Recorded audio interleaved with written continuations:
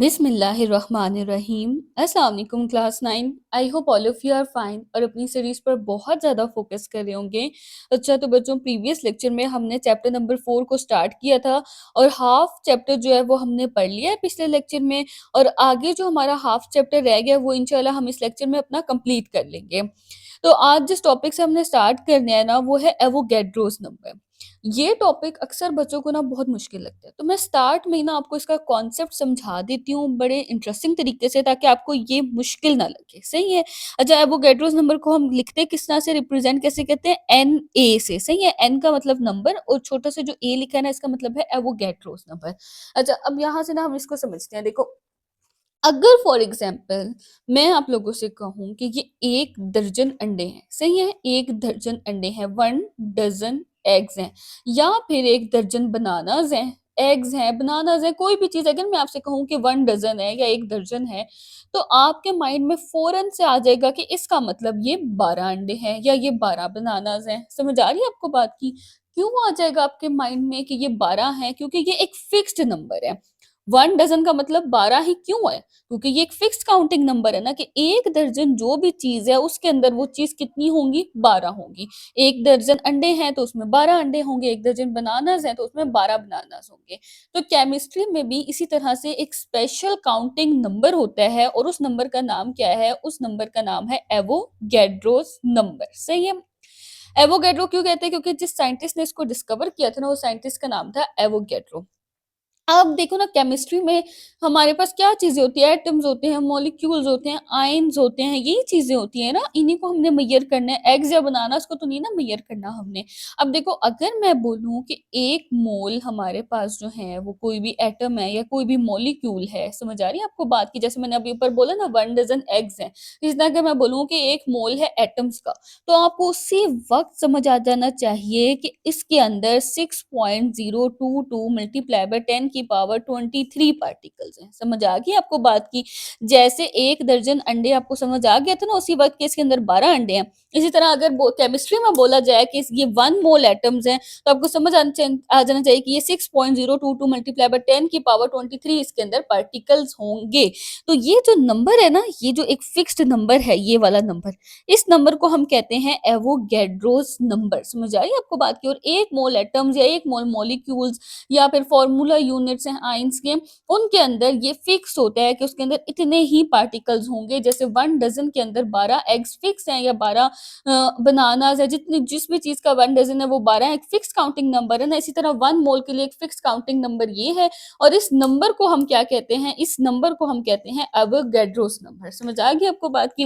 अब हम उसके कॉन्सेप्ट को समझ लेते हैं कि केमिकल रिएक्शंस जब भी हो रहे होते हैं ना, इसके अंदर एटम्स या मॉलिक्यूल्स रिएक्ट कर रहे होते हैं। ऐसे ये जो रिएक्ट कर रहे होते हैं वो रिएक्टेंट्स होते हैं, और रिएक्ट करके जो वो बनाते हैं वो प्रोडक्ट्स होते हैं। जैसे पीछे हमने एक रिएक्शन देखा था ना, 2H2+O2, वो रिएक्ट करके वाटर बनाते थे 2 मॉलिक्यूल्स। तो ये दोनों क्या है? रिएक्टेंट्स है ना, हाइड्रोजन और ऑक्सीजन जो रिएक्ट कर रहे हैं, और ये जो इनके रिएक्शन से बन रहे हैं एंड पे, वो क्या है? प्रोडक्ट है। अच्छा, अब देखो हमने क्या करना होता है, हमें ना मैस रेशियो चाहिए होता है। किसका? रिएक्टेंट्स का, जो रिएक्ट कर रहे होते हैं। मैस रेशियो का क्या मतलब है? उनका जो वजन होता है ना उसकी रेशियो चाहिए होती है। और इसके लिए देखो, वजन को जब भी हम मेजर करते हैं, मैस को हमने फिजिक्स में भी पढ़ा हुआ है, किस यूनिट में मेजर करते हैं? ग्राम्स में या किलोग्राम्स में मेजर करते हैं। अब केजी तो एक बड़ा यूनिट है, और एटम तो हमें पता है कितना छोटे से साइज का होता है। तो केजी में तो हम उसको मेजर करेंगे नहीं, तो हम उसको किस में मेजर करते हैं? ग्राम्स में मेजर करते हैं। अब इस मकसद को पूरा करने के लिए, इस ऑब्जेक्टिव को, इस मकसद को पूरा करने के लिए हमें क्या करना होता है? हमने जो हमारे केमिकल फॉर्मूलाज हैं या जो एटॉमिक मास यूनिट्स हैं, एएमयू, जो एटम्स के एटॉमिक मास यूनिट्स होते हैं, उनको हमने क्या करना होता है? जो भी एलिमेंट्स या कंपाउंड्स होते हैं जो रिएक्ट कर रहे होते हैं, उनके मैसेज को हमने ग्राम्स में कन्वर्ट करना होता है। सही है। अब इसको पूरा करने के लिए एक साइंटिस्ट था, मतलब इस मकसद को पूरा करने के लिए एक साइंटिस्ट था, इटालियन साइंटिस्ट, जिसका नाम क्या था? एवोगैड्रो। उसने कुछ मेथड बताया था। अब वो हम देख लेते हैं कि उसने क्या चीज बताई थी। अच्छा, अब वो कह रहे हैं कि ये हमारे पास एक रिएक्शन है। सबसे पहले इस रिएक्शन को हम कंसीडर कर लेते हैं, इसी को हम लेके आगे चलेंगे। इसके अंदर देखें, 2 एटम्स है कार्बन के, ये जो रिएक्ट कर रहे हैं, किसके साथ रिएक्ट कर रहे हैं? एक ऑक्सीजन के मॉलिक्यूल के साथ रिएक्ट कर रहे हैं, और इनके ये दोनों क्या है? ये दोनों है रिएक्टेंट्स हैं, और ये मिलके बना क्या रहे हैं? कार्बन मोनोऑक्साइड के 2 मॉलिक्यूल्स बना रहे हैं, और ये क्या चीज है? ये प्रोडक्ट है। सही है। अच्छा, अब यहाँ पे एक चीज़ देखें कि कार्बन के 2 एटम्स हैं, सही है? 1 एटम और 2 एटम, 2 एटम्स है कार्बन के, इसलिए यहाँ पे 2 लगा हुआ है और ऑक्सीजन का एक ही मॉलिक्यूल है, देखिए ना ये O2 है, इस यहाँ पे 2 है, नीचे लिखा हुआ है, इसका मतलब ये है कि ऑक्सीजन के 2 एटम्स ने मिलके आपस में बॉन्ड बना के एक मॉलिक्यूल बना लिया है। जब भी एटम्स मिलते हैं, बॉन्डिंग करते हैं आपस में, तो वो क्या बना लेते हैं? मॉलिक्यूल बना लेते हैं। यहाँ पे कार्बन के एटम्स ने आपस में बॉन्ड नहीं बनाया हुआ, एक एटम अलग है और दूसरा एटम अलग है, दोनों अपनी तरफ से अलग-अलग इंडिविजुअल एटम्स है बीच में, समझ आ रही है? 2 एटम्स ऐड हुए हैं कार्बन के यहाँ पे और यहाँ पे ऑक्सीजन का एक ही मॉलिक्यूल ऐड हुआ है और एंड में हमारे पास जो प्रोडक्ट बनी है ना वो कार्बन मोनोऑक्साइड है। कार्बन मोनोऑक्साइड में भी तो देखे ना कार्बन भी है और ऑक्सीजन भी है, तो जब दोनों एटम्स ने मिलके बॉन्ड बनाया है तो मॉलिक्यूल ही बन गया ना और कार्बन मोनोऑक्साइड कितने हैं? 2 हैं, इसलिए यहाँ पे मॉलिक्यूल्स लिखा हुआ है। कार्बन मोनोऑक्साइड के 2 मॉलिक्यूल्स बने हैं हमारे पास प्रोडक्ट में। आगे वो कह रहे हैं कि हमारे पास जो है ना, जो एटम्स या मॉलिक्यूल्स थे इंडिविजुअल, जो अलग-अलग एटम्स या मॉलिक्यूल्स थे ना, उनके मास को काउंट करना पॉसिबल नहीं था। क्यों पॉसिबल नहीं था? क्योंकि हमें पता है एटम बहुत छोटा होता है, वेरी स्मॉल पार्टिकल है, इतना छोटा पार्टिकल है कि उसका बिल्कुल ही ना होने के बराबर कोई वज़न होता है। तो उसके मास को जो है वो काउंट करना आसान नहीं था। तो इसके लिए हमने क्या किया, हमने उनके नंबर को इंक्रीज़ कर दिया। अब यहाँ पे देखें ना, जैसे ये वही रिएक्शन लिखा हुआ है ना, 2 कार्बन के एटम्स हैं, 1 ऑक्सीजन का मॉलिक्यूल है और 2 कार्बन मोनोऑक्साइड के मॉलिक्यूल्स हैं। तो अब हमने इसको ना इंक्रीज़ करके देख लिया। देखो हमने हर जगह पे ना 100 एटम्स जो है वो इंक्रीज़ करके देख लिए। यहाँ पे 2 एटम्स थे कार्बन के, तो हमने 2 को मल्टीप्लाई कर दिया 100 से। यहाँ पे एक ही मॉलिक्यूल था तो 100 हमारे पास ऐसे ही रहा। यहाँ पे भी 2 थे तो हमने 2 से मल्टीप्लाई कर दिया 100 को। नंबर हमने चेंज नहीं करने, वही रखना है। यहाँ पे 2 था तो हमने 2 से मल्टीप्लाई करना है, 4 होता तो 4 से करते। अच्छा, अब देखो 100 तक भी हमने इंक्रीज़ करके देख लिया और फिर हमने 10,000 तक भी इनको इंक्रीज़ करके देख लिया। यहाँ पे वो कह रहे हैं कि अगर हम इस तरह से नंबर को इंक्रीज़ करेंगे ना, जैसे 100 या 10,000 तक हमने इंक्रीज़ किया है, तो इसका ये मतलब नहीं है कि हमारे पास इनकी रेशियो चेंज हो जाएगी, रिएक्टेंट्स की रेशियो चेंज हो जाएगी। रेशियो इसलिए चेंज नहीं होगी क्योंकि देखिए हमने हर जगह इक्वल ही इंक्रीज़ किया है। अगर यहाँ पे 10,000 इंक्रीज़ किया, तो यहाँ पे भी 10,000 ही इंक्रीज़ किया और यहाँ पे भी 10,000 ही इंक्रीज़ किया है। ऐसा नहीं है कि कहीं पे 100 कर दिया और कहीं पे 10,000 कर दिया। अगर हमने इक्वल ही इंक्रीज़ किया है, तो रेशियो पे कोई फ़र्क नहीं पड़ेगा, रेशियो सेम ही रहेगी। लेकिन अभी भी इनको इतना इंक्रीज़ करने के बाद भी हमारा मसला सॉल्व नहीं हुआ, क्योंकि ये नंबर अभी भी बहुत छोटा है। अभी भी इसका मास जो है वो बहुत कम है और उस मास को काउंट करना आसान नहीं है, पॉसिबल नहीं है। तो फिर हमने क्या किया, हमने उसको इस नंबर तक इंक्रीज़ करवाना है, जहाँ तक इसके मास को कैलकुलेट करना क्या हो जाए, कन्वीनिएंट हो जाए, आसान हो जाए। अब देखें वो नंबर कौन-सा है, वो नंबर है एवोगैड्रो नंबर 6.022 मल्टीप्लाई बाय 10 की पावर 23 एटम्स। सही है? अब देखें 6, यहाँ पे 2 कार्बन के एटम्स थे, तो हमने 6.022 मल्टीप्लाई बाय 10 की पावर 23 को 2 से मल्टीप्लाई कर दिया। यहाँ पे एक ही मॉलिक्यूल था तो हमने सिंगल ही रहने दिया इसको और यहाँ पे 2 मॉलिक्यूल्स थे, हमने 6.022 मल्टीप्लाई बाय 10 की पावर 23 को 2 से मल्टीप्लाई कर दिया। अच्छा, अब वो कह रहे हैं कि 6.022 मल्टीप्लाई बाय 10 की पावर 23 बहुत ज़्यादा ह्यूज नंबर है, बहुत बड़ा नंबर है। कैसे बहुत बड़ा नंबर है? देखो ना, इसका मतलब ये है 10 की पावर 23 का मतलब ये है कि 10 के साथ जो है वो 1 के साथ जो है वो 23 ज़ीरोज़ लगे हुए हैं। इतने सारे ज़ीरोज़ लगे हुए हैं। जैसे अभी 10,000 हमने ऊपर देखा तो उसमें कितने ज़ीरोज़ थे? 1, 2, 3, 4 ज़ीरोज़ थे बस। लेकिन इसका मतलब ये है कि 1 के साथ जो है वो 23 ज़ीरोज़ हैं, तो इसका ये कितना बड़ा नंबर हो जाएगा। लेकिन हमने इस नंबर को सिलेक्ट कैसे किया, क्यों किया, हमने यही नंबर सिलेक्ट क्यों किया, 6, ये वाला जो नंबर है एवोगैड्रो नंबर 6.022 मल्टीप्लाई बाय 10 की पावर 23 को ही क्यों सिलेक्ट किया? इसलिए क्योंकि जब हम इसको देखते हैं ना मैथ्स करते हुए, मैथ्स को कैलकुलेट करते हुए, तो जब हम 6.022 मल्टीप्लाई बाय 10 की पावर 23 एटॉमिक मास यूनिट्स लेते हैं ना, तब जाके वो कहीं 1 ग्राम के इक्वल बनते हैं। इसलिए हमने इसको सिलेक्ट किया क्योंकि हमारा मकसद तो यही था ना कि हमने ग्राम्स में कन्वर्ट करना है उसके मास को। तो ग्राम्स में कन्वर्ट करने के लिए देखो ना, 1 ग्राम के इक्वल तो हमें लेना ही है ना उसको, कि कुछ ना कुछ तो हमने स्टैंडर्ड बनाना है और 1 ग्राम को हमने स्टैंडर्ड बनाया है। तो कितने एटॉमिक मास यूनिट्स होंगे, कितने मासेस होंगे एटम्स के कि वो 1 ग्राम के इक्वल बने, तो वो होता है 6.022 मल्टीप्लाई बाय 10 की पावर 23, इसलिए हमने इस नंबर को सिलेक्ट किया।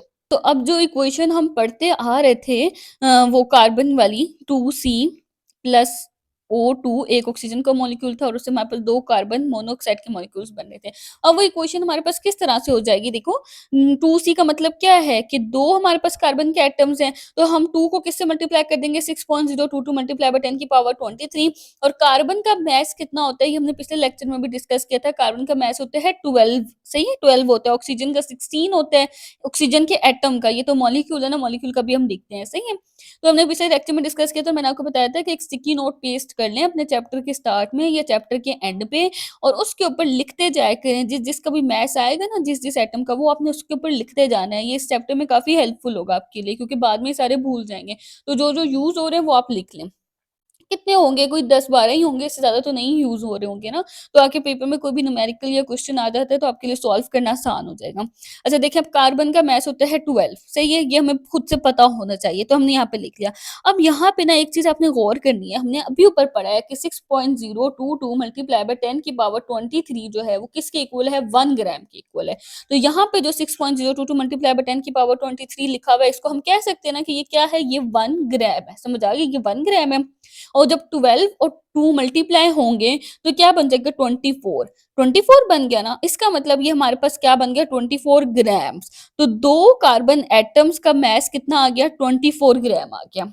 अच्छा उसके बाद देखो ऑक्सीजन के मॉलिक्यूल की अगर हम बात करें तो एक ऑक्सीजन का एटम कितना होता है 16 एटॉमिक मास यूनिट उसका मास होता है। लेकिन यहाँ पे जो है वो मॉलिक्यूल है इसके अंदर 2 एटम्स ने बॉन्ड बनाया हुआ है तो 16 को हम 2 से मल्टीप्लाई कर देंगे तो कितना बन जाएगा 32। तो ये हो गया 32 AMU। और ये एक ही है, एक ही मॉलिक्यूल है ना, यहाँ पे तो 2 एटम्स थे, ये एक ही मॉलिक्यूल है, तो ज़ाहिर है हम इसको अब किसी से मल्टीप्लाई नहीं करेंगे, ये 1 से मल्टीप्लाई होके तो सेम ही आंसर आ जाता है। अच्छा अब देखो 6.022 मल्टीप्लाई बाय 10 की पावर 23 हमारे पास 1 ग्राम के इक्वल ही बनता है, तो अब ये क्या हो गया 32 ग्राम्स हो गए ऑक्सीजन के मॉलिक्यूल के। अच्छा इसी तरह कार्बन मोनोऑक्साइड की अगर हम बात करें तो देखो ना कार्बन का मास कितना है 12 और ऑक्सीजन का मास कितना है 16, तो 12 और 16 प्लस होके हमारे पास कितने बन जाएँगे 28 बन जाएँगे। तो ये हो गया 28 एटॉमिक मास यूनिट और पार्टिकल्स इसके अंदर कितने हैं 6.022 मल्टीप्लाई बाय 10 की पावर 23 और साथ में ये 2 मॉलिक्यूल्स हैं इसलिए ये 2 से मल्टीप्लाई भी होगा। अच्छा इसको हमने फिर से 1 ग्राम कंसीडर कर लेना है और ये 28 जो है वो 2 से मल्टीप्लाई हो जाएगा और क्या बनेगा ये 56 बन जाएगा। तो हमारे पास क्या आ गया जो एंड में हमारे पास प्रोडक्ट बन रही है कार्बन मोनोऑक्साइड वो कितनी है 56 ग्राम है। अब ये देखिए कि नीचे इन्होंने ये सारा जो है वो ग्राम्स में लिख के दिखा दिया है कि कार्बन जो है यहाँ पे 2 उनको लिखना चाहिए था। कार्बन के 2 एटम्स कितने हैं 24 ग्राम है, ऑक्सीजन का मॉलिक्यूल कितना हो गया 32 ग्राम हो गया और जो 2 कार्बन मोनोऑक्साइड के मॉलिक्यूल्स बने वो 56 ग्राम हो गए। तो हमारा जो मकसद था कि हमने इनको ग्राम्स में कन्वर्ट करना है मेजर करने के लिए वो पूरा हो गया ना यहाँ पे। कैसे पूरा हुआ? एवोगैड्रोस नंबर को कंसीडर करके, उसको बेस बना के, उसको स्टैंडर्ड बना के हमने ये जो है अपना पर्पस पूरा कर लिया। अब यहाँ पे ना मैं आपको एक बात बताती हूँ जो हमने फर्स्ट लेक्चर में पढ़ी थी अपने कि जो भी होते हैं ना रिएक्टेंट्स उनका मास प्रोडक्ट के मास के इक्वल होता है। तो यहाँ से हम वो भी अपना कॉन्सेप्ट क्लियर कर लेते हैं। देखिए 24 और 32 को प्लस करें आप 30, 40, 50, 54, 55 और 56 कितना बनता है 56 ग्राम। और प्रोडक्ट भी हमारे पास कितनी है 56 ग्राम। तो देखिए रिएक्टेंट्स को हमने प्लस किया तो वो प्रोडक्ट्स के मास के इक्वल आ गया ना। अच्छा अब देखो सिंपल इक्वेशन से हमने स्टार्ट किया था तो हमारे पास जो है वो इनकी रिएक्टेंट स्पीशीज की सबका मास हमारे पास आ गया है और इसको अब हम इजीली जो है वो लेबोरेटरीज वगैरह में यूज कर सकते हैं।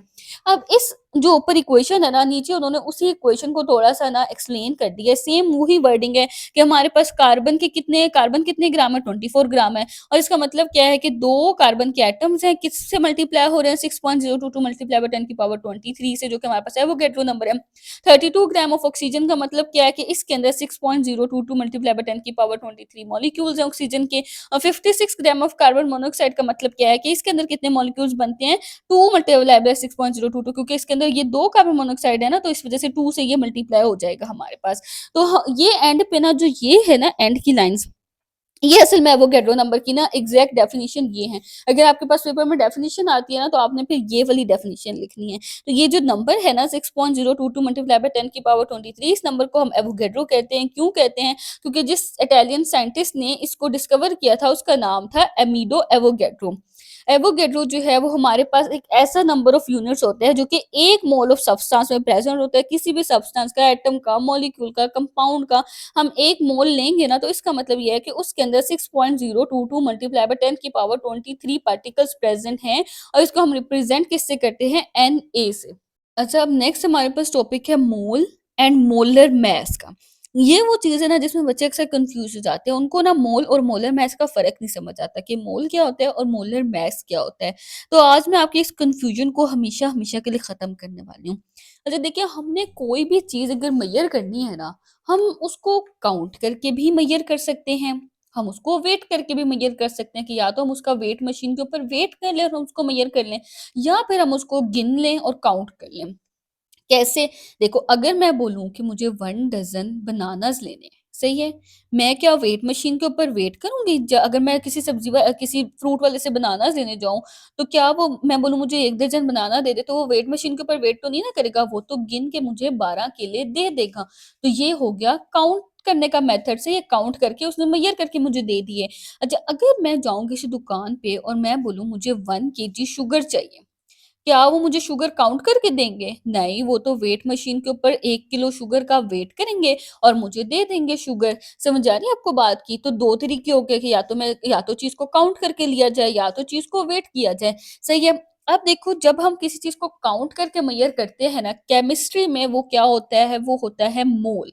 और जब हम किसी चीज़ को वेट करके मेज़र करते हैं ना, वो केमिस्ट्री में उसका क्या होता है, मोलर मास। नाम से भी पता चल रहा है ना, मास का लफ्ज़ आ रहा है। मास वैसे भी वज़न को कहते हैं, तो इसके अंदर क्या लफ्ज़ आ रहा है? मास का लफ्ज़ आ रहा है ना, तो इसका मतलब ये क्या है? ये वज़न से रिलेटेड है हमारे पास। तो मोल जो है ना, वो किसी भी चीज़ का काउंटिंग यूनिट होता है कि इसके अंदर कितने पार्टिकल्स प्रेज़ेंट हैं। किसी भी चीज़ का 1 मोल कितना होता है कि इसके अंदर 6.022 मल्टीप्लाई बाय 10 की पावर 23 पार्टिकल्स प्रेज़ेंट है। अब वो पार्टिकल्स कुछ भी हो सकते हैं, वो एटम्स भी हो सकते हैं, वो मॉलिक्यूल्स भी हो सकते हैं, वो आयन्स भी हो सकते हैं। तो ये हमारे पास हो गया मोल। अगर मैं 1 मोल लूँगी कार्बन का, तो इसका मतलब ये है कि उसके अंदर 6.022 मल्टीप्लाई बाय 10 की पावर 23 पार्टिकल्स हैं। और अगर मैं 1 मोल लूँगी वाटर का, तो इसका मतलब भी यही है कि ये 1 मोल या 1 मोल लूँगी वाटर का, तो इसका मतलब भी यही है कि इसके अंदर सेम 6.022 मल्टीप्लाई बाय 10 की पावर 23 पार्टिकल्स प्रेज़ेंट हैं।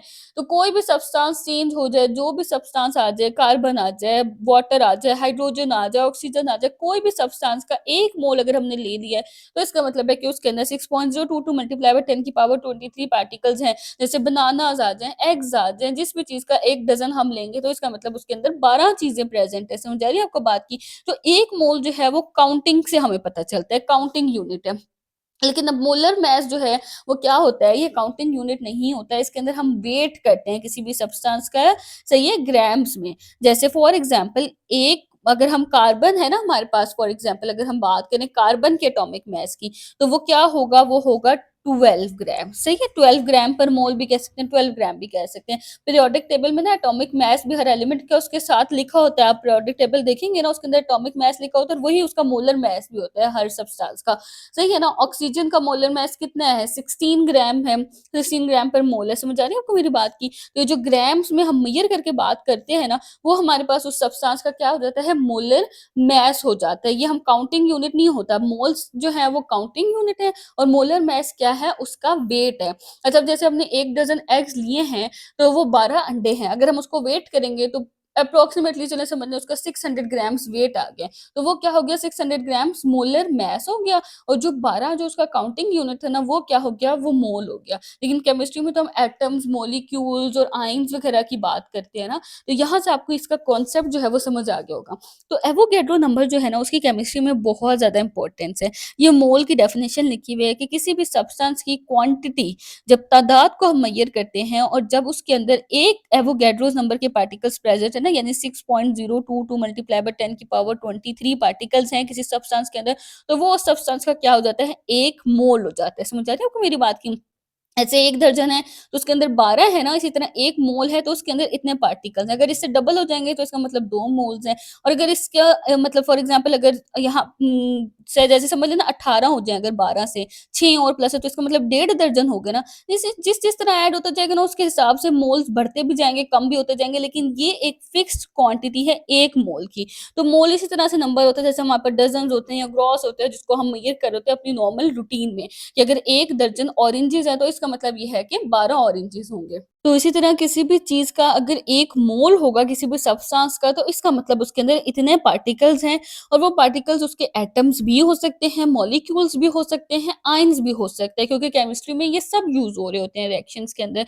तो जब भी हम यूज़ करते हैं कौन-सी टर्म मोल की, तो किसी भी सब्सटेंस की, तो हमें साथ ये भी बताना चाहिए कि किस तरह के पार्टिकल्स हैं उस सब्सटेंस के अंदर, यानी एटम्स हैं, मॉलिक्यूल्स हैं, आयन्स हैं, कौन से पार्टिकल्स हैं।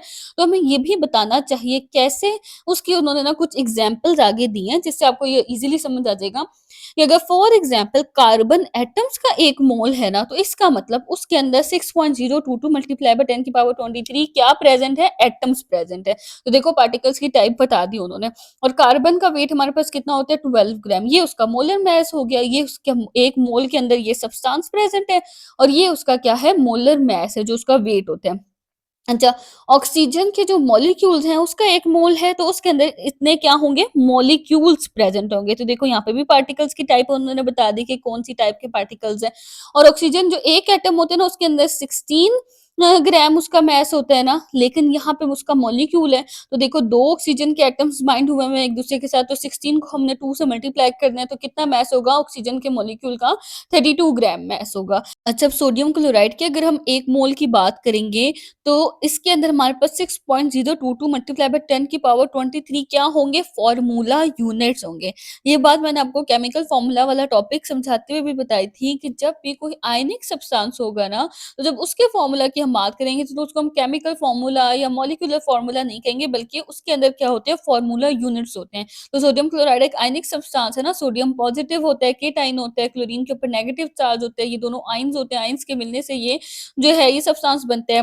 अच्छा, और इसका मास हमारे पास कितना है? 58.5 ग्राम, क्योंकि देखिए जो सोडियम है ना, उसका मास हमारे पास होता है 23, और क्लोरीन का हमारे पास जो है मास होता है 35.5। ये मैं आपको सारे मासेस साथ-साथ अलग-अलग इसलिए बता रही हूँ कि मैंने आपको पहले लेक्चर में बताया कि एक स्टिकी नोट बच्चों पेस्ट कर लें, ताकि आपको आसानी रहे। साथ-साथ आप लेक्चर जो सुन रहे हैं ना, उसमें आप वो नोट करते जाएँ साथ-साथ। ये आपके न्यूमेरिकल्स में, एमसीक्यूज़ में, हर क्वेश्चन में आपको ये आसानी देंगे। सही है? आपको कोई भी सब्सटेंस आ जाएगा, आप उसका मोलर मास आसानी से काउंट कर सकते हैं। जैसे अब सोडियम क्लोराइड आ जाए, जो भी आ जाए, अब सोडियम किसी और के साथ लगकर आ जाए अगर आपके पास, तो देखो आपको सोडियम का तो पता है ना 23 है, और उन सब्सटेंसेस का भी पता होगा, तो आप इकट्ठा करके उनको प्लस करके आप आराम से निकाल लेंगे कि कितना इसका मोलर मास बन जाता है। अच्छा, आगे वो कह रहे हैं कि अगर हमारे पास ये आगे मोलर मास की डेफिनिशन आ गई है, सही है? पहले हमारे पास मोल्स की पिछले पेज पे थी। तो अगर हमारे पास किसी भी सब्सटेंस का 1 मोल होता है, जब 1 मोल तो हो गया, उसके अंदर कितने पार्टिकल्स वो हमने बात कर ली, काउंटिंग से वो पार्टिकल्स आ गए। लेकिन उस उनका जब हम मास निकालते हैं ना, 1 मोल का मास देखते हैं, वेट करते हैं, ग्राम्स में हम मास निकालते हैं, तो वो क्या होता है? मोलर मास होता है। हाइड्रोजन के एटम्स का मोलर मास हमारे पास वो बात कर रहे हैं, तो हमारे पास 1 मोल हाइड्रोजन एटम्स का मोलर मास कितना होगा? 1.008 ग्राम। सही है? ये हाइड्रोजन के एटम की बात हो रही है। लेकिन जब हम हाइड्रोजन के मॉलिक्यूल की बात करेंगे, तो देखिए वो क्या होता है? H2 होता है। इसका मतलब 2 हाइड्रोजन के एटम्स ने मिलके बॉन्ड बनाया और मॉलिक्यूल बन गया। तो उसके लिए हम क्या करेंगे? इस 1.008 को 2 से मल्टीप्लाई कर देंगे, तो मॉलिक्यूल का मास आ जाएगा, जो कि क्या होगा? 2.016 ग्राम। अच्छा, अब जो केमिकल इक्वेशन हम शुरू से पढ़ते आ रहे हैं, एवोगैड्रोस नंबर में हमने वो स्टार्ट की थी इक्वेशन। अब उस इक्वेशन को देखिए, उन्होंने उसके बारे में हर चीज़ खोल के लिख दी है। देखिए, अब देखो ये 2 कार्बन एटम्स थे, 2 एटम्स हैं ये, सही है? इसका मतलब 2 मोल्स हैं कार्बन के, सही है? क्योंकि ज़ाहिर-सी बात है 2 एटम्स हैं ना, 1 एटम होता तो 1 मोल होता, 2 एटम्स हैं तो 2 मोल्स हो गए। अब 2 मोल्स हैं तो हम एवोगैड्रोस नंबर को 2 से मल्टीप्लाई करेंगे, क्योंकि ये नंबर तो 1 मोल के लिए है, सही है? तो अब 2 मोल्स है तो 2 से मल्टीप्लाई करेंगे, तो इसका मतलब 2 मोल्स हो गए। और वेट जो उसका मोलर मास है वो क्या आ जाएगा? 24 ग्राम्स, क्योंकि कार्बन का मास कितना होता है? 12 होता है, 2 एटम्स हैं तो 12 और 12 कितना हो जाएगा? 24 ग्राम्स। इसी तरह ऑक्सीजन का मॉलिक्यूल है, तो ये 1 मॉलिक्यूल है, इसका मतलब ये ऑक्सीजन के मॉलिक्यूल का 1 मोल है। 1 मोल है तो इसका मतलब 6.022 मल्टीप्लाई बाय 10 की पावर 23 मॉलिक्यूल्स हैं इसके अंदर, क्योंकि 1 ही मोल है, तो ये सिंपल यही हमारे पास यूनिट आएगा इसका। अच्छा, 1 मोल बन गया, और ऑक्सीजन जो है उसके मॉलिक्यूल का हमारे पास मास कितना है? 32 ग्राम। कार्बन मोनोऑक्साइड के 2 मॉलिक्यूल्स हैं। कार्बन मोनोऑक्साइड 1 मॉलिक्यूल है, लेकिन इसके यहाँ पे 2 मॉलिक्यूल्स यूज़ हो रहे हैं। तो इसका मतलब 2 मोल्स हो गए, क्योंकि 1 मॉलिक्यूल में 1 मोल है, तो 2 मॉलिक्यूल्स हैं तो 2 मोल्स हो जाएँगे, तो हम एवोगैड्रोस नंबर को 2 से मल्टीप्लाई कर देंगे तो ये 2 मोल्स बन जाएँगे और इसका मास हमने पीछे भी देखा था क्या होता है 56 ग्राम इसका मास होता है। तो आगे नीचे उन्होंने बताई हुई है मोल की इम्पोर्टेंस बताई हुई है तो आपको पता होनी चाहिए ये इसलिए इम्पोर्टेंट होता है क्योंकि एटम्स और मॉलिक्यूल्स इतने छोटे होते हैं, हम उनको काउंट नहीं कर सकते, वो इतने स्मॉल होते हैं। तो मोल का जो कॉन्सेप्ट है ना वो हमें ये अलाउ करता है, ये आसानी देता है कि हम एटम्स को, मॉलिक्यूल्स को काउंट कर सकें, उनका वेट कर सकें मैक्रोस्कोपिकली यानी उसको लार्ज कर देता है नंबर में, उनके स्मॉल अमाउंट्स को। सही है, समझ आ रही है आपको बात की? अच्छा अब आगे उन्होंने ना ये एक्सरसाइज़ दी है, इसके अंदर उन्होंने कहा है कि इन सब के मोलर मासेस को निकालें। तो इनको हम बारी-बारी करके ना जल्दी-जल्दी से निकाल के चेक कर लेते हैं। देखो, अब सबसे पहले हमारे पास क्या है H3PO4। देखो हाइड्रोजन का हमारे पास मोलर मास क्या होता है 1 होता है, सही है। वैसे तो 1.008 होता है ना लेकिन हम उसको 1 ही लिखते हैं अपनी आसानी के लिए, 008 के आगे कोई इतनी वैल्यू नहीं होती। अच्छा 1 होता है हमारे पास हाइड्रोजन का, लेकिन हाइड्रोजन के यहाँ पे हमारे पास कितने हैं ये 3 है ना, तो हम 1 को 3 से मल्टीप्लाई कर देंगे तो क्या आ जाएगा 3। फास्फोरस की अगर हम बात करें तो इसका मोलर मास होता है 31 और देखो ना 30 ये 1 ही है, इसके साथ और तो कुछ भी नहीं लगा हुआ तो एज़ इट इज़ हमारे पास 31 ही आ जाएगा। ये उसके बाद हमारे पास जो ऑक्सीजन है ना उसका मोलर मास क्या होता है 16, लेकिन ये देखो ये 4 इसके साथ बाइंड हुआ है तो हम 4 के साथ इसको मल्टीप्लाई कर देंगे तो हमारे पास 16 को 4 से मल्टीप्लाई करने से क्या आ जाएगा 64। और जब हम इन सब को प्लस करेंगे ना नीचे आपने इसको एज़ इट इज़ लिखना है कि 3 + 31 + 64 प्लस करेंगे तो हमारे पास इसका आंसर क्या आ जाएगा 98 ग्राम पर मोल, ये हमारे पास H3PO4 का मोलर मास आ जाएगा। अच्छा, इसी तरह हम SiO2 का निकाल लेते हैं, इसका अब हम जल्दी-जल्दी से देखो लिखते हैं। देखो Si ये जो सिलिकॉन है, इसका हमारे पास कितना होता है 28 और 28 ही रहेगा क्योंकि हम इसको इसके साथ और तो कुछ भी नहीं है ना। और अब ऑक्सीजन के O2 की अगर हम बात करें, तो देखो 16 को हम 2 से मल्टीप्लाई करेंगे तो क्या आ जाएगा 32 और जब हम इस 28 और 32 को प्लस करेंगे ना, ये तो फैक्टराइज़ेशन वाला मैंने साइन बना दिया है। 28 और 32 को हम प्लस करेंगे ना, तो हमारे पास क्या बन जाएगा ये 60 ग्राम पर मोल आ जाएगा। नेक्स्ट हमारे पास है C12H22O11। अच्छा अब कार्बन का हमारे पास कितना होता है 12 होता है। अब कार्बन के हमारे पास यहाँ पे कितने एटम्स यूज़ हो रहे हैं 12 ही हो रहे हैं, तो हम 12 को 12 से मल्टीप्लाई कर देंगे तो क्या आ जाएगा 144। हाइड्रोजन का मास कितना होता है 1 होता है, 1 को किससे मल्टीप्लाई करेंगे 22 से तो क्या आ जाएगा हमारे पास आंसर 22। और ऑक्सीजन का कितना होता है 16 होता है और 16 को किससे मल्टीप्लाई करेंगे हम 11 से मल्टीप्लाई करेंगे तो हमारे पास आ जाएगा 176। तो जब हम इन तीनों को प्लस करेंगे ना 144, 22 और 176 को तो हमारे पास आंसर आ जाएगा 342 ग्राम पर मोल आंसर आ जाएगा, सही है? उसके बाद हमारे पास नेक्स्ट है N2O4। N2O4। अब नाइट्रोजन का हमारे पास मास कितना होता है 14, 14 को 2 से मल्टीप्लाई करेंगे तो क्या बन जाएगा 28। ऑक्सीजन का कितना होता है 16, 16 को 4 से मल्टीप्लाई करेंगे तो 64। तो हमारे पास क्या आ जाएगा 28 और 64 को प्लस करने से हमारे पास आंसर आ जाएगा 92 ग्राम पर मोल। अच्छा अब आपने ना यहाँ पे देखो मैंने आपको यही बताया था ना, अब आपको जब ऑक्सीजन का अलग से पता होगा, नाइट्रोजन का पता होगा, हाइड्रोजन, ऑक्सीजन, कार्बन, ये जो बेसिक जो सारे यहाँ पे यूज़ हो रहे हैं, आपको इन सब के मैसेज पता होंगे तो कोई भी आपके पास फ़ॉर्मूला आ जाए, आप उसका मैथ आसानी से निकाल सकते हैं। सही है, उसके साथ अगर कोई भी इस तरह से यूनिट और दिया हुआ है ये 2, 4 तो वो तो आप आराम से मल्टीप्लाई कर लेंगे ना बीच में। अच्छा नेक्स्ट हमारे पास जो है ना वो क्या है MgCO3। मैग्नीशियम का मास हमारे पास कितना होता है 24 होता है। अच्छा 24 तो एज़ इट इज़ ही रहेगा क्योंकि इसके साथ तो और कुछ भी नहीं है। कार्बन का हमारे पास कितना होता है 12 होता है, तो 12 भी हमारे पास एज़ इट इज़ रहेगा, लेकिन ऑक्सीजन देखें ना 3 से मल्टीप्लाई होगा, 16 मल्टीप्लाई बाय 3 हमारे पास क्या आ जाएगा यहाँ पे 48 आ जाएगा। अच्छा अब देखिए जब हम इन तीनों को प्लस करेंगे ना 24, 12 और 48 को तो हमारे पास आंसर आ जाएगा 84 ग्राम पर मोल, जो कि हमारे पास इसका मोलर मास है। तो ये सारे हमने कर लिए पता। अच्छा अब नीचे देखिए उन्होंने खुद से भी कुछ सॉल्यूशन दिखाए हुए हैं मोलर मैसेज को फाइंड आउट करके H2SO4 का, C6H12O6 का, ये आप खुद भी देख सकते हैं। देखिए अब H2SO4 है, हाइड्रोजन का 1 होता है मास, 1 को जब हम 2 से मल्टीप्लाई करेंगे। अच्छा आप देखिए ना जिस तरह से इन्होंने सॉल्व किया आप इस मेथड से भी सॉल्व कर सकते हैं जिस तरह इन्होंने किया हुआ है। बाकी सॉल्यूशन मैंने आपको दिखा दिया, उस तरह से भी कर सकते हैं, इस तरह से भी कर सकते हैं। तो यहाँ पे इन्होंने इकट्ठा जो है वो मैंने पहले मल्टीप्लाई किया फिर एंड पे प्लस किया, इन्होंने मल्टीप्लाई प्लस सब इकट्ठा कर दिया। 1 को 2 से मल्टीप्लाई कर दिया, फिर प्लस कर रहे हैं, सल्फर का 32 मास होता है, इसको 1 से मल्टीप्लाई कर रहे हैं क्योंकि इसके साथ और कुछ भी नहीं लिखा हुआ। प्लस करके हमारे पास जिसके साथ कुछ नहीं होता उसके साथ 1 होता है, ऑब्वियस सी बात है। और ऑक्सीजन का 16 है तो उसको 4 से मल्टीप्लाई कर रहे हैं, तो इन सबको पहले मल्टीप्लाई करेंगे, फिर इन सबको आपस में प्लस कर लेंगे, तो हमारे पास कितना आ जाएगा 98 ग्राम पर मोल। ये भी बहुत ईज़ी है, कार्बन का देखो ना 6 को 12 से मल्टीप्लाई किया, 1 को 12 से मल्टी 6 को सॉरी हाँ, कार्बन 12 होता है ना कार्बन का मास, तो उसको 12 को 6 से किया, इधर भी हमारे पास हाइड्रोजन का 1 होता है तो उसको 12 से मल्टीप्लाई कर दिया, ऑक्सीजन का 16 होता है उसको 6 से मल्टीप्लाई कर दिया और इन सबको मल्टीप्लाई करने के बाद जब प्लस किया तो 180 ग्राम पर मोल हमारे पास आ जाएगा इसका मोलर मास। इसके बाद ना बहुत ईज़ी सा ये कॉन्सेप्ट है chemical equations and chemical reactions के बारे में। वो कह रही हैं कि हमेशा से जो है ना वो क्या होता है कि केमिकल चेंज को और उसको स्टडी करना और फैक्टर्स को देखना जिसकी वजह से वो केमिकल चेंज हो रहा होता है, जैसे टेम्परेचर या कोई भी फैक्टर होता है जिसकी वजह से केमिकल रिएक्शन होते हैं, केमिकल चेंज होते हैं। यही हमेशा से जो है वो मेन फोकस का जो है वो पॉइंट रहा है किसके लिए? केमिस्ट के लिए। अब इसके लिए केमिस्ट क्या करते हैं, वो हमेशा से एक ना मुनासिब तरीके से, एक एप्रोप्रिएट तरीके से क्या करते हैं, केमिकल चेंज को रिप्रेज़ेंट करते हैं, शो करते हैं।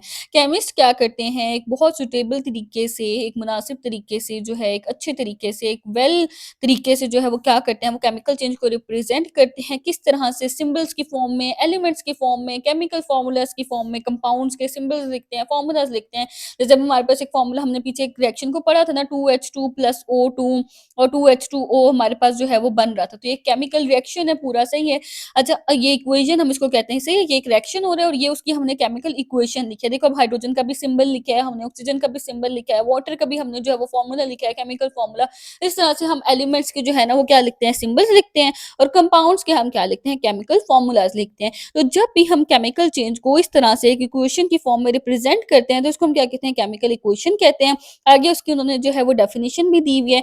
वो कह रहे हैं कि जब भी कोई केमिकल इक्वेशन हम लिखते हैं तो वो हमें क्या बताती है, वो एलिमेंट्स के बारे में बताती है या कंपाउंड्स के बारे में बताती है जो कि क्या कर रहे हैं, रिएक्ट कर रहे हैं, रिएक्शन कर रहे हैं और जिनके रिएक्शन के नतीजे में हमारे पास क्या बन रहे हैं, प्रोडक्ट्स बन रहे हैं। सही है, और क्या हो रहा है, केमिकल चेंज हो रहा है। तो वो सब्सटेंसेस जो रिएक्ट कर रहे होते हैं उन्हें हम क्या कहते हैं? उन्हें कहते हैं रिएक्टेंट्स कहते हैं। जैसे ऊपर हमने जो इक्वेशन लिखी उसमें हाइड्रोजन और ऑक्सीजन रिएक्टेंट्स हैं, तो ये रिएक्टेंट्स की डेफिनिशन हो जाएगी और जो प्रोड्यूस हो रहे होते हैं उस रिएक्शन के नतीजे में वो प्रोडक्ट्स होते हैं। जैसे वाटर जो है वो क्या है? प्रोडक्ट है। अच्छा इट इज़ कस्टमरेरी, कस्टमरेरी होते हैं रवायती या मामूल के तौर पे, आम तौर पे, हस्बे मामूल हम क्या करते हैं? हम रिएक्टेंट्स को लेफ्ट साइड पे लिखते हैं। देखो ये मेरी जो है वो लेफ्ट हैंड है तो ये लेफ्ट साइड है और ये क्या है? राइट साइड है। तो रिएक्टेंट्स को हम हमेशा जो है वो कहाँ लिखते हैं? लेफ्ट साइड पे लिखते हैं और जो प्रोडक्ट्स हमारे पास बन रहे होते हैं ना उनको हम कहाँ लिखते हैं? उनको हम राइट साइड पे लिखते हैं। अच्छा अब जो हमने एरो लगाना होता है ना, ये जो देखिए ना एरो लगा हुआ है, ये जो एरो होता है ना ये हमेशा क्या शो करता है? ये रिएक्टेंट्स से प्रोडक्ट्स की तरफ बनता है। सही है, एरो जो है ना, एरो का जो हेड है वो प्रोडक्ट्स की तरफ होता है और एरो शुरू रिएक्टेंट्स से हो रहा होता है। अब चाहे मैं रिएक्टेंट्स को कहीं पे भी लिख दूं, वैसे तो मामूल के तौर पे तो हम लेफ्ट साइड पे लिखते हैं, लेकिन अगर मैं फॉर एग्जांपल इसको राइट साइड पे भी लिख देती हूँ तो फिर मुझे एरो को यूँ लगाना पड़ेगा। एरो का हेड हमेशा कहाँ होना चाहिए? प्रोडक्ट्स की साइड पे होना चाहिए। तो ये उन्होंने नीचे एग्जांपल दे दी है। तो अब ये देखें इस एग्जांपल में रिएक्टर्स जो है वो लेफ्ट साइड पे हैं, प्रोडक्ट्स राइट साइड पे हैं और ये एरो जो है वो प्रोडक्ट्स की तरफ बना हुआ है। अच्छा अब नीचे ना उन्होंने 5 पॉइंट्स बताए हैं कि जब भी कोई केमिकल इक्वेशन लिखनी है ना तो इन पॉइंट्स को लाज़मी जो है ना इनका ख़्याल रखना है। तो ये जो 5 पॉइंट्स हैं ना ये आपको याद होने चाहिए। आपके पास क्वेश्चन भी आ सकता है पेपर में कि केमिकल इक्वेशन को लिखते हुए किन पॉइंट्स को हमने फ़ॉलो करना होता है। तो जो केमिकल इक्वेशन है ना must obey the law of conservation of mass, यानी law of conservation of mass को जो है वो लाज़मी फ़ॉलो कर रही हूँ। अब लॉ ऑफ कंज़र्वेशन ऑफ मास क्या कहता है कि कोई भी जो एनर्जी है या मैटर जो है मादा, वो ना तो बनता है, ना ही वो ख़त्म होता है। Neither it is created NOR it is destroyed, ना बनता है, ना ख़त्म होता है, बल्कि वो एक फ़ॉर्म से दूसरी फ़ॉर्म में चेंज हो रहा होता है।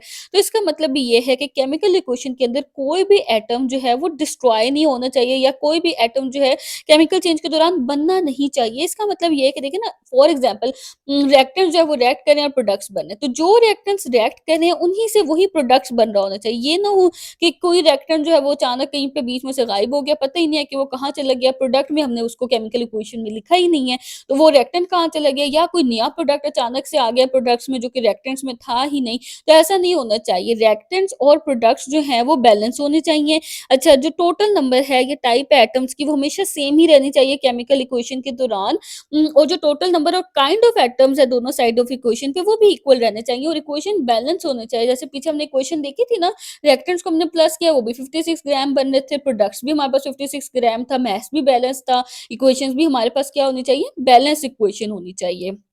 अच्छा, एलिमेंट्स और कंपाउंड्स के फ़ॉर्मूलाज़ को हमने ठीक लिखना है। ऐसा नहीं है कि फ़ॉर्मूला गलत लिख रहे हैं, वाटर का फ़ॉर्मूला H2O है, उसको HO2 लिख रहे हैं, तो ऐसा नहीं होना चाहिए। एलिमेंट्स और कंपाउंड्स के फ़ॉर्मूलाज़ को भी क्या लिखना है, करेक्ट लिखना है। अच्छा, केमिकल इक्वेशन जो है ना, उसके अंदर हमारे पास मोल रेशियो भी करेक्ट होनी चाहिए। जैसे अगर 2 मोल्स किसी चीज़ के यूज़ हो रहे हैं, किसी चीज़ का 1 मोल यूज़ हो रहा है, तो मोल रेशियो भी हमने क्या लिखनी है, करेक्ट लिखनी है। रिएक्टेंट्स की भी, प्रोडक्ट्स की भी, और रिएक्टेंट्स और प्रोडक्ट्स के दरमियान जो मोल रेशियो बन रही है, वो भी हमारी करेक्ट होनी चाहिए। अच्छा, केमिकल इक्वेशन जो है उसके अंदर हमने डायरेक्शन को भी बिल्कुल सही बताना है, और वो डायरेक्शन क्या होनी चाहिए, जिसमें रिएक्शन प्रोसीड कर रहा है, जिस तरफ को वो रिएक्शन जा रहा है, यानी रिएक्टेंट से प्रोडक्ट्स की तरफ जा रहा है तो इस तरह से एरो होना चाहिए, और अक्सर रिएक्शन जो है ना वो अगर उल्टा आ रहा है, प्रोडक्ट से रिएक्टेंट्स की तरफ आ रहा है, तो फिर हमारे पास इस तरह से एरो होना चाहिए। एरो ये बताता है कि ये रिएक्शन किस तरफ को जा रहा है। मतलब अगर एरो इस तरह से है ना, तो इससे हमें पता चल रहा है कि जो रिएक्टेंट्स है ना वो रिएक्शन कर रहे हैं और प्रोडक्ट्स बना रहे हैं। अगर एरो इस तरह से है, तो इससे हमें ये पता चलता है कि जो प्रोडक्ट है ना वो वापस रिएक्टेंट्स में तब्दील होता जा रहा है। समझ आ रही है आपको बात की? अच्छा, उसके बाद 5वां पॉइंट ये है कि हमने जो है वो फिजिकल स्टेट को रिएक्टेंट्स की और प्रोडक्ट्स की जो है वो सबस्क्रिप्ट के तौर पे नीचे लाज़मी लिखना है। सबस्क्रिप्ट क्या होता है? जैसे अगर फॉर एग्ज़ाम्पल ये हाइड्रोजन है, इसके नीचे मैं यहाँ पे लिख रही हूँ कि ये गैस है, तो ये इसके नीचे जो हम लिखते हैं ना नीचे करके, तो ये सबस्क्रिप्ट होती है। तो हमने इसकी फिज़िकल स्टेट को लिखना है कि ये सॉलिड है, ये क्या है, ये लिक्विड है, ये गैस है, तो वो हमने इस तरह से लिखना है। या फिर ये एक्वस सॉल्यूशन में है, सॉल्यूशन बना हुआ है ना लिक्विड के साथ, वाटर के साथ इसका सॉल्यूशन बना हुआ है, तो हमने साथ लिखना है। तो जो अभी हमने ऊपर जो है वो इक्वेशन पढ़ी है, इसके अंदर देखिए, ये लिखा हुआ है ना एल्यूमीनियम के साथ ये सॉलिड लिखा हुआ है सबस्क्रिप्ट में, ऑक्सीजन के साथ गैस लिखा हुआ है, और ये जो हमारे पास प्रोडक्ट बन रही है एल्यूमीनियम ऑक्साइड, इसके साथ भी यहाँ पे क्या लिखा हुआ है, सॉलिड। तो इस तरह से हमने केमिकल रिएक्शन के अंदर सबस्क्रिप्ट में उसकी फिजिकल स्टेट को भी मेंशन करना है। तो अब इन सारे पॉइंट्स को कंफर्म करने के बाद ही हम एक केमिकल इक्वेशन को लिख सकते हैं। इन सारे पॉइंट्स को वेरीफाई करने के बाद, कंफर्म करने के बाद, ये सारे पॉइंट्स हमारे जो है वो फॉलो हो रहे होने चाहिए। फॉर एग्जाम्पल, जो प्रोडक्ट्स की नेचर है या रिएक्टेंट्स की जो नेचर है, ये सॉलिड, लिक्विड, गैस किस कंडीशन में है, किस नेचर के हैं, उनके करेक्ट फॉर्मूलाज, इन सब को असरटेन का मतलब क्या होता है, पता चला लेना, किसी चीज़ की तहकीक कर लेना, किसी चीज़ को कन्फर्म कर लेना। तो केमिकल इक्वेशन को लिखने से पहले हमें इन सब को जो है, इन सब का यकीन करना, या इन सब को जो है, इन सब की तहकीक करना जो है वो लाज़मी है। अच्छा, जब हमारे पास इन सब की वेरिफिकेशन हो जाए, ये सारे जो है हमारे पास पॉइंट्स कन्फर्म हो जाए, हमें ये सारी इन्फॉर्मेशन हमें पता चल जाए केमिकल चेंज की, फिर ही हम इस काबिल होते हैं कि we should now be able to write a correct chemical equation, कि हम एक सही केमिकल इक्वेशन को लिख सकें। अब जो हमने पीछे सारे 5-6 पॉइंट्स पढ़े हैं ना, उनको ध्यान में रखते हुए हम क्या कर सकते हैं, हम एक केमिकल इक्वेशन को लिख सकते हैं। अच्छा, अब देखिए यहाँ पे जो केमिकल इक्वेशन है, इसमें ज़िंक और सल्फ्यूरिक एसिड रिएक्ट कर रहे हैं, और ज़िंक सल्फेट और हाइड्रोजन गैस बन रही है। देखिए, अब यहाँ पे हमारे पास ये इक्वेशन के सारे हमने जो है वो फ़ॉर्मूलाज़ भी सही लिखे हैं, एलिमेंट्स के नाम, उनके सिंबल सब कुछ सही लिखा है। साथ में उनकी फिज़िकल स्टेट्स को मेंशन किया है। उसके अलावा जो है वो लॉ ऑफ कंज़र्वेशन ऑफ मास भी फ़ॉलो हो रहा है। सारे पाँचों पॉइंट्स को फ़ॉलो करते हुए ये केमिकल इक्वेशन जो है वो लिखी गई है। अब इस केमिकल इक्वेशन के अकॉर्डिंग जो है वो ज़िंक रिएक्ट कर रहा है सल्फ्यूरिक एसिड के साथ, और क्या बना रहा है, ज़िंक सल्फेट बना रहा है और हाइड्रोजन गैस बना रहा है। अच्छा, अब ये जो केमिकल इक्वेशन है ना, ये हमें मोल रेशियो भी बताती है, ना सिर्फ रिएक्टेंट्स और प्रोडक्ट्स के मोल रेशियो बताती है। देखो ना, एक तो मोल रेशियो है जो रिएक्टेंट्स के दरमियान में है, कि 1 मोल ज़िंक का है, 1 मोल हाइड्रोजन सल्फेट का है, सॉरी सल्फ्यूरिक एसिड का है। अच्छा, और उसके अलावा एक जो है वो मोल रेशियो है हमारे पास जो है वो प्रोडक्ट्स की, कि 1 मोल इसका है और 1 मोल इसका है, समझ आ गई बात की? तो 1 मोल रेशियो हमारे पास जो है वो कौन-सी होती है, between the reactants and between the products, और 1 मोल रेशियो हमारे पास होती है between the reactants and products, यानी पूरे जो हैं ये रिएक्टेंट्स और प्रोडक्ट्स दोनों के दरमियान की मोल रेशियो। समझ आ रही है ये फ़र्क आपको? 1 मोल रेशियो सिर्फ रिएक्टेंट्स के दरमियान है, 1 मोल रेशियो सिर्फ प्रोडक्ट्स के दरमियान है, और 1 मोल रेशियो है पूरे की पूरी रिएक्टेंट्स और प्रोडक्ट्स के दरमियान में। तो बिटवीन रिएक्टेंट्स और प्रोडक्ट्स, या between reactants and products, reactants and products का मतलब ये है कि रिएक्टेंट्स और प्रोडक्ट्स दोनों के पूरे जो है इन दोनों के दरमियान की मोल रेशियो की बात हो रही है। तो इसमें छोटे-छोटे पॉइंट्स को ना साथ-साथ थोड़ा ना कॉन्सेप्ट समझते रहा करें। अच्छा, आगे वो कह रहे हैं कि इस इक्वेशन के अकॉर्डिंग 1 मोल है ज़िंक का, सही है? अब मोल रेशियो को हम आगे एक्सप्लेन करें कि ज़िंक का 1 मोल है, उसके अलावा हमारे पास सल्फ्यूरिक एसिड का भी 1 मोल है, वो रिएक्ट कर रहा है और क्या बना रहा है, ज़िंक सल्फेट का 1 मोल बना रहा है, और साथ में हाइड्रोजन गैस का भी 1 मोल बना रहा है। अच्छा, अब आगे हमारे पास जो है ना वो डेफ़िनिशन आ जाती है रिवर्सिबल रिएक्शन की। तो ये पूरे आपने जो है ना वो रिवर्सिबल रिएक्शन के लिए ये डेफ़िनिशन पूरी इस तरह से और एग्ज़ाम्पल के साथ याद करनी है, ये इसकी एग्ज़ाम्पल है। अब कह रहे हैं कि अक्सर केमिकल रिएक्शन ऐसे होते हैं ना जो वो दोनों साइड पे मूव कर रहे हैं।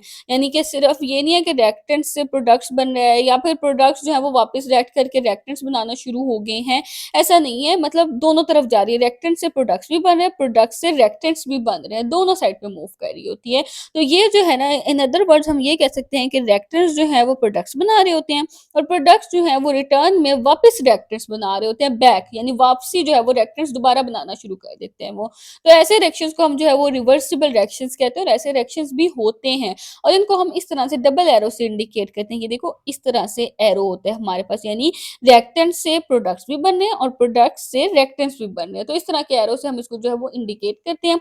वहाँ पास ये जो है उन्होंने एक रिएक्शन दिया हुआ है, नाइट्रोजन और हाइड्रोजन गैस जो नाइट्रोजन है और हाइड्रोजन गैस साथ रिएक्ट करी है और अमोनिया बन रहा है। तो देखो ये नाइट्रोजन और हाइड्रोजन गैस रिएक्ट करके अमोनिया भी बना रही है और अमोनिया वापस ब्रेक डाउन होके वापसी जो है वो ये भी बना रहा है, रिएक्टेंट्स भी बना रहा है। तो इसको हम रिवर्सिबल रिएक्शन कहते हैं। अच्छा वो कह रहे हैं कुछ रिएक्शंस ऐसे होते हैं जिसके अंदर आयंस इन्वॉल्व होते हैं, सही पॉजिटिव, नेगेटिव आयंस इन्वॉल्व होते हैं। तो वो भी हमारे पास केमिकल इक्वेशन की फॉर्म में हम उनको इजीली जो है वो लिख सकते हैं। यहाँ पे जो AgNO3 है और ये NaCl है, सोडियम क्लोराइड, ये दोनों के दोनों आयनिक कंपाउंड्स हैं, सही है? दोनों आयनिक कंपाउंड्स हैं, दोनों वाटर में सॉल्युबल हैं, यानी वाटर के अंदर मिक्स हो जाते हैं। इसका मतलब इनकी कंडीशन कैसी है? एक्वस कंडीशन है ना। देखो एक तो होती है लिक्विड चीज़, एक होती है सॉलिड चीज़, सही है? एक होती है गैस की फॉर्म में चीज़, एक चीज़ होती है जिसको जो थी तो सॉलिड या जिस भी फॉर्म में थी हमने उसको वाटर के अंदर मिक्स की है, तो वो एक्वस स्टेट में आ जाती है, सॉल्यूशन की फॉर्म में आ जाती है। अच्छा क्योंकि देखो यहाँ पे इन्होंने खुद भी बता दिया कि when they are mix in the water तो ये प्रोडक्ट्स बना रहे होते हैं। तो AgNO3 को भी हमने वाटर में मिक्स करके एक्वस फॉर्म में हमने सॉल्यूशन की फॉर्म में कन्वर्ट कर दिया। देखिए नीचे हमने इसकी फिजिकल स्टेट सब के साथ-साथ हमने नीचे लिख दी है और जब इन दोनों ने रिएक्ट किया तो हमारे पास AgCl बना, सोडियम बना, सोडियम का आयन बना है और NO3 नेगेटिव का भी आयन बना है। अब देखो ये दोनों तो एक्वस कंडीशन में ही है, लेकिन ये जो AgCl है ना ये सॉलिड स्टेट में आ गया है। सही है? सॉलिड स्टेट में आ गया तो इस वजह से हम इसको क्या कहते हैं कि ये प्रेसिपिटेट होते हैं। प्रेसिपिटेट हमारे पास जो है ना वो एक सॉलिड स्टेट के अंदर एक चीज़ आ जाती है कि जब भी हम किसी चीज़ को जैसे सॉल्यूशन के अंदर हमने मिक्स किया ना तो अक्सर होता है ना कि कोई चीज़ सॉलिड फॉर्म में आ जाती है, ठोस फॉर्म में वो सब्सटेंस आ जाता है और सॉल्यूशन के मिक्स करने के अंदर वो बनता है और फिर वो नीचे जो है वो सेटल डाउन हो जाती है। वो सॉलिड फॉर्म में आकर ना जैसे नीचे बैठ जाती है। ऊपर पूरा सॉल्यूशन है, नीचे वो एक सॉलिड फॉर्म में आके चीज़ नीचे बैठ जाती है, उसको हम प्रेसिपिटेट कहते हैं। तो AgCl यहाँ पे प्रेसिपिटेट है जो क्या हो जाएगा सॉलिड में कन्वर्ट हो जाएगा। अच्छा अब इसके बाद इस चैप्टर का लास्ट टॉपिक है calculations based on chemical equation. कि किसी भी केमिकल इक्वेशन की बेसिस पे अब वो केमिकल इक्वेशन कैसी होनी चाहिए, एक तो वो कंप्लीट होनी चाहिए, मुकम्मल होनी चाहिए वो इक्वेशन। वो जो हमने पीछे 5 स्टेप्स पढ़े हैं ना वो सारे उसके अंदर फॉलो हो रहे होने चाहिए। अच्छा और वो इक्वेशन बैलेंस्ड होनी चाहिए, उसके जितने भी रिएक्टेंट्स और प्रोडक्ट्स हैं ना उनके मोल रेशो और मोलर मास की जो रेशो है ना रिएक्टेंट्स और प्रोडक्ट्स की वो सब क्या होनी चाहिए आपस में बैलेंस्ड होनी चाहिए। Law of conservation of mass को वो फॉलो कर रही है, उससे ये कोई भी जो रिएक्टेंट है या प्रोडक्ट जो है वो ना तो खुद से बन रहा हो ना ही डिस्ट्रॉय हो रहा हो, बल्कि वही रिएक्टेंट्स कन्वर्ट होके प्रोडक्ट्स बना रहे हो, सही है? वो सारे पांचों पॉइंट्स फॉलो हो रहे हो उसके अंदर, सही है? अच्छा आगे वो कह रहे हैं कि with the help of this ratio, इस रेशो की हेल्प से हम क्या कर सकते हैं कि अगर हमें जो है उन्होंने रिएक्टेंट्स के मोलर मासेस दिए हुए हों, रिएक्शन के अंदर रिएक्टेंट्स के मोलर मासेस बताए हुए हों तो हम प्रोडक्ट्स के मोलर मासेस को फाइंड आउट कर सकते हैं। कैसे कर सकते हैं? ये देखो जो भी रिएक्टेंट्स के मोलर मासेस होते हैं तो जब हम उनको प्लस करते हैं तो वो प्रोडक्ट्स के मोलर मासेस के इक्वल आते हैं ना। तो रिएक्टेंट्स और प्रोडक्ट्स के मोलर मासेस को जब हम सम अप करते हैं तो दोनों का आंसर इक्वल आता है, दोनों इक्वल होते हैं। इसी तरह अगर उन्होंने हमें प्रोडक्ट्स के मोलर मासेस दिए हुए हों तो हम रिएक्टेंट्स के भी पता कर सकते हैं। यानी किसी भी एक चीज़ के अगर दिए हुए हैं, रिएक्टेंट्स के दिए हुए हैं तो हम प्रोडक्ट्स के फाइंड आउट कर सकते हैं। प्रोडक्ट्स के अगर दिए हुए हैं तो हम रिएक्टेंट्स के फाइंड आउट कर सकते हैं। नीचे इन्होंने हमें ना एक इक्वेशन दिया है, केमिकल इक्वेशन, हम उसको देखते हैं। देखो 1 मोल है हमारे पास किसका, कैल्शियम कार्बोनेट का 1 मोल है, सही है? अब वो जो 1 मोल कैल्शियम कार्बोनेट है ना उसका मोलर मास कितना है, 100 ग्राम है। क्योंकि कैल्शियम जो है उसका मोलर मास होता है 40, कार्बन का हमारे पास होता है 12, ऑक्सीजन का होता है 16 और 16 को जब हम 3 से मल्टीप्लाई करेंगे ना तो 48 आ जाता है। तो जब 48, 12 और 40 को प्लस करते हैं तो 100 आ जाता है। इसी तरह जो है वो 2HCl का हमारे पास 73 है क्योंकि हाइड्रोजन का 1 होता है मोलर मास और क्लोरीन का हमारे पास होता है 35.5 और जब हम इन दोनों को प्लस करेंगे तो हमारे पास बन जाता है 36.5 और ये 2 है ना HCl, तो जो 2 है तो 36.5 को 2 से मल्टीप्लाई करेंगे तो क्या आ जाएगा 73 ग्राम। इस तरह से इन सब के उन्होंने ना मोलर मैसेज निकाले हुए हैं। तो HCl के 2 मोल्स हमारे पास यूज़ हो रहे हैं। उसके अलावा हमारे पास जो है वो CaCl2 का हमारे पास 1 मोल यूज़ हो रहा है। साथ में जो प्रोड्यूस हो रहा है, ये प्रोडक्ट्स है ना, अच्छा वाटर का भी 1 मोल बन रहा है और कार्बन डाइऑक्साइड का भी हमारे पास जो है वो 1 मोल बन रहा है। अब अगर आप इन रिएक्टेंट्स के इन सब मोलर मैसेज को प्लस करेंगे ना, तो क्या बनेगा 173 ग्राम। और इसी तरह जब प्रोडक्ट्स के मोलर मैसेज को प्लस करेंगे तब भी 173 ग्राम बनेगा। तो जो भी टोटल मैसेज होते हैं रिएक्टेंट्स के, वो हमेशा इक्वल होते हैं प्रोडक्ट्स के टोटल मैसेज के, और यही हमारे पास इसी तरह से एक बैलेंस केमिकल इक्वेशन बनती है। तो ये था हमारा आज का लेक्चर, जिसमें हमारा चैप्टर नंबर 4 कंप्लीट हो गया है। नेक्स्ट लेक्चर में हम इंशाल्लाह चैप्टर नंबर 5 को स्टार्ट करेंगे। और अगर आपको कहीं से कोई भी पॉइंट समझ नहीं आया तो मुझसे कमेंट सेक्शन में पूछ सकते हैं। और अगर आपको वीडियो अच्छी लगी हो तो वीडियो को लाइक करें, चैनल को सब्सक्राइब करें, ताकि आगे आने वाले लेक्चर्स की अपडेट्स आपको साथ साथ मिलती रहें।